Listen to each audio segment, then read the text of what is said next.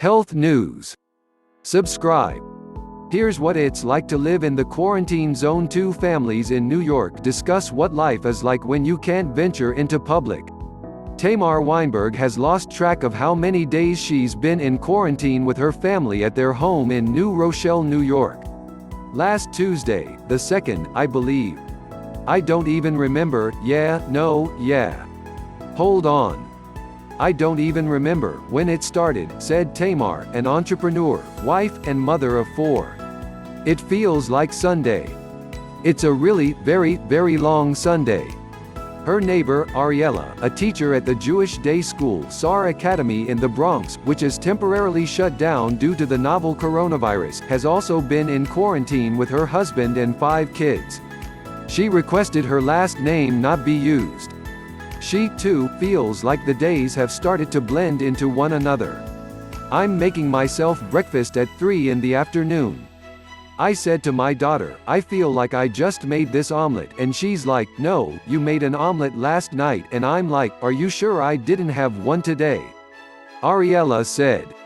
Since March 3rd, Ariella and Tamar, who both live in New Rochelle and are members of the synagogue Young Israel of New Rochelle, have been part of the quarantine mandated to people who'd possibly been in contact with a man in their synagogue recently diagnosed with COVID-19, the disease caused by the novel coronavirus SARS-CoV-2. The quarantines may seem strict, but they're essential in preserving the health of our communities, preventing the spread of the virus, and protecting those who have a higher risk for severe illness, according to Dr. Alan Koff, a clinical infectious diseases fellow at Yale School of Medicine. Because SARS-CoV-2 spreads easily from person to person, Koff said, the more contact that occurs between a patient who is infected and with others, the more likely that transmission of the virus will occur and new cases will appear.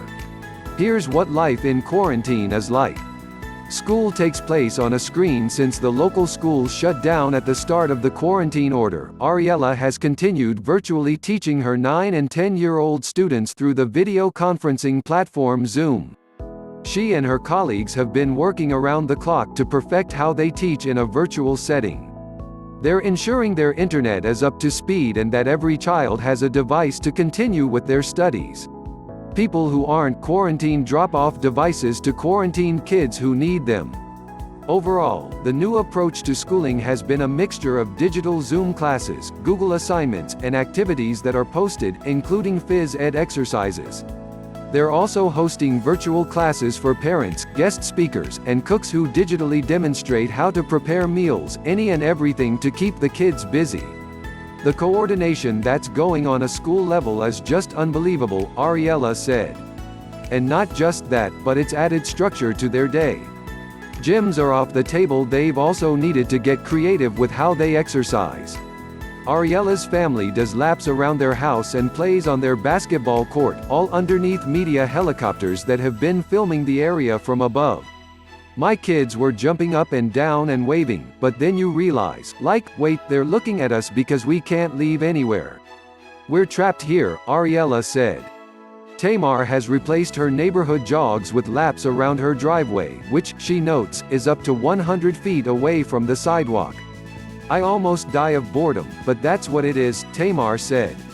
Families are relying on food deliveries. There wasn't much of a heads up before the quarantine set in. Schools shut down the morning of the 3rd, and the quarantine was announced that night, so most families didn't have time to stock up on food.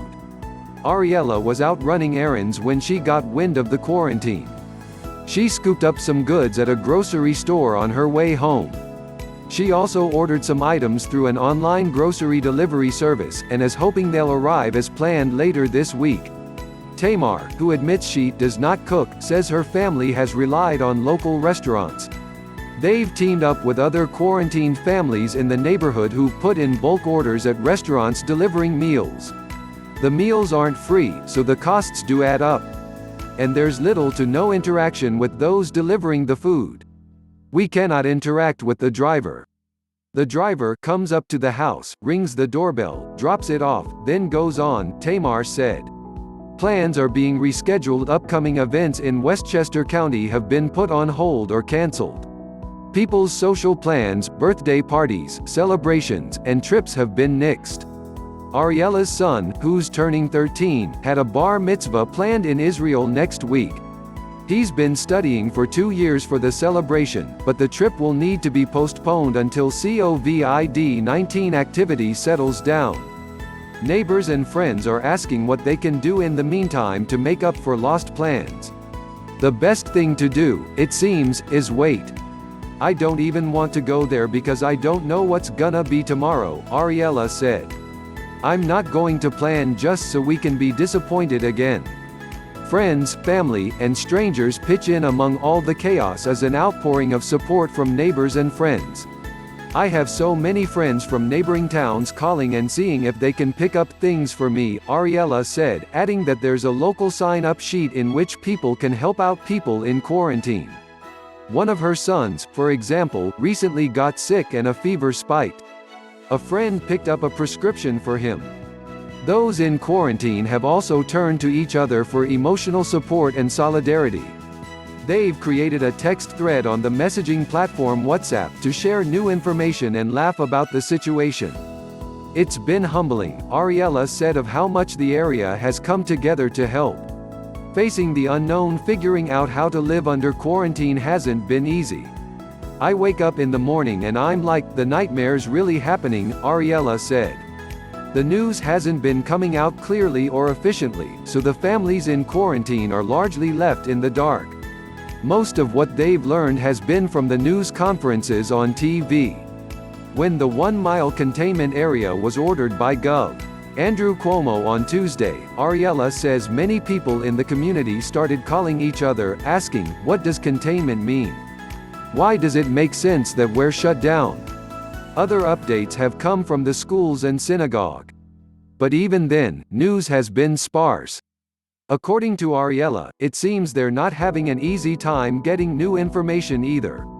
The Centers for Disease Control and Prevention (CDC) has declared that self-quarantines should last 2 weeks, which means both Ariella and Tamar have a few more days in isolation. At this time, the recommended amount of time for self-quarantine for asymptomatic persons after exposure to someone with the virus is 14 days, Koff said, adding that if a person has no symptoms after 14 days, they're most likely in the clear. Still, no one in quarantine really knows what will happen next. Will the quarantine order be lifted? Will it remain? The National Guard is being deployed to New Rochelle this week to distribute food and disinfect buildings. Soon, we'll likely see more quarantines ordered across the country as the number of COVID-19 cases picks up. We can expect that new areas of quarantine may be implemented, as they are one of the most effective means for preventing the spread of the virus, Koff said. There will be inconveniences and challenges with quarantines, including work obligations, financial concerns, and caring for loved ones, that will need to be solved, according to Koff. For now, people who've already been quarantined are taking it day by day and focusing on the fact that they're safe. It does feel like there's chaos around us, but we are home, we are safe, and there is peace here, Ariella said. The bottom line: life in quarantine means school is being held virtually and people are relying on food delivery for meals. They're canceling all their social plans and doing laps around their yard for exercise. Mostly, they've been left in the dark with limited updates regarding their quarantine. Amidst the chaos, though, there's been an outpouring of support from neighboring communities.